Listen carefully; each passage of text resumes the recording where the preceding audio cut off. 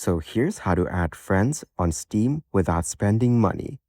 As you can see, we're in the Steam homepage on the PC. Then, go to your name at the top and click on Friends. Here, you can view all your friends on Steam. Now, go to the left panel and click on Add a Friend. As you can see, you will get a friend code which you can copy and send to your friends so that they can add you. Or, you can enter your friend's friend code below to invite them to connect. You can also send a quick invite by generating a link to share via email or SMS. You and your friends will be instantly connected when they accept. If your friend already has an account on Steam, then you can try searching for them instead.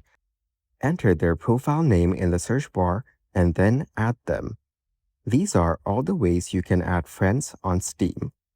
And that's it. You can now easily add friends in Steam without spending money.